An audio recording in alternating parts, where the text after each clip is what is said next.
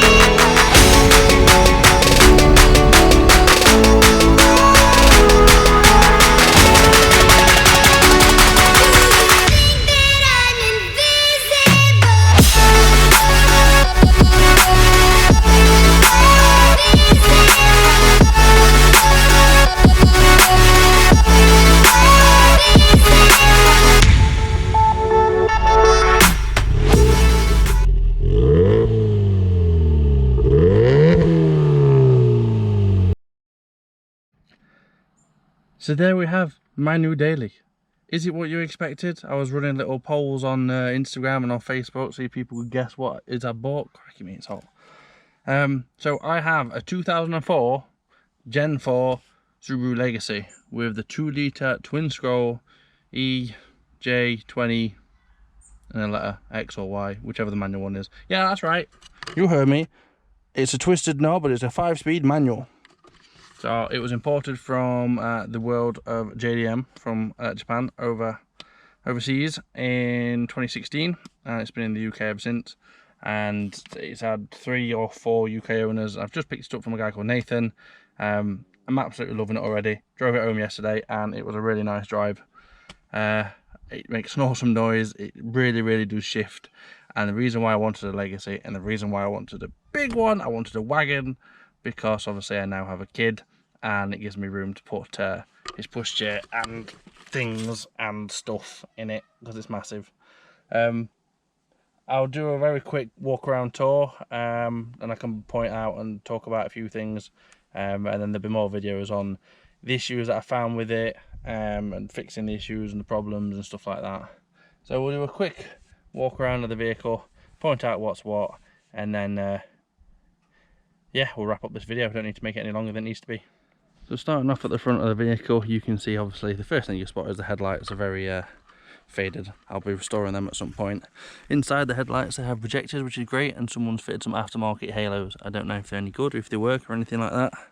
Underneath are fog lights, so they do not currently work. There is a Sotna splitter on the front, you can see just there. And a grille which is a bit ill-fitting at this moment in time. Lovely hood scoop, as it should do standard. I've got another set of wheels with it, which are standard Spec B wheels. These are not Pro Drives, as the caps would make you think. These are rotors. Someone I'm sure will tell me exactly which rotors they are. I have no idea. But they're wrapped in Michelin Pilot Sport 5, so they're half decent tyres on them. But they look nice, they suit the car, and they're very similar, I think, to the Pro Drive wheels anyway. Moving down the side, you can see how long the vehicle is, and it's got the full roof rack, which I absolutely love because it kind of makes it look a little bit more sleeperish, because it doesn't look like a fast car, and trust me, it's a fast car. Moving around to obviously the back, you can see that all the main 5 back windows are tinted. I don't actually know if that's standard or if that's been done after the fact. I have no idea. It's been debadged on the rear, so it's nice and clean. 2 massive exhausts. This is a Fujitsu Suba exhaust. I'll get the spelling right and I'll put it up at the moment in the video. It is quite loud. From stock they're quite quiet, but this one's quite loud, so it makes me think that the middle box has been taken out, and I have not looked underneath to have a look to see if it's there. Speaking of underneath, there is a adjustable rear arm. There is a strut brace in the boot. There is a strut brace under the bonnet. Speaking of under the bonnet, let's get the bonnet popped up and we can have a look at the engine and talk about it. So here we have the EJ20 engine. Underneath this cover somewhere is a turbo. I think it's on the back underneath the intercooler. Or is it down the side? Oh, it's down there. There we are, there's a turbo. So it's not the twin turbo like the older models. This is the twin scroll one, which means with it being manual, it makes 280 horsepower. And if you can launch it right, it's 0 to 60 in 5.3 seconds, something like that. So it is rather quick and does shift. Previous owners fitted a brand new radiator on it, which is nice because it had a leak. Although they've lost the intake pipe from the box, so I'm going to see if I can get another one, because at the moment all I'm now doing is sucking hot air in from inside the engine bay. Do not like that, so we'll get that sorted. These are the wiring for these lights in the car. I'm going to look at all that and tidy it up, or some, I don't know, we'll figure that out at some point. There is a cable here, power cable for a sub, although there is no sub in the car, so I don't actually know where it goes or where it hides. And then last but not least, there is a Beat Rush strut brace, and that's the same as what's in the back of the car as well. Let's go and have a look in the boot. So the boot is absolutely massive. Got lovely underfloor storage. That is the original armrest. The previous owner Nathan's put a newer armrest in it because it's longer, which is obviously better for me. It's not longer, sorry, it's taller. Some bits and bobs, and there's a quick release kit there for a sub, which makes me think somewhere in the boot will be the other end of that goes to that power lead. But I haven't found it yet because I've not even done any deep diving or anything like that. If I just slide this forward a bit, lift this one up, there is the rear Beat Rush strut brace, as you've probably already seen in the little snippet that I did. So we have front and rear strut braces. Underneath the car is an upgraded rear anti-roll bar. Cracking me out why I'm trying to do that on video. You've probably already seen that in the little snippet that I did.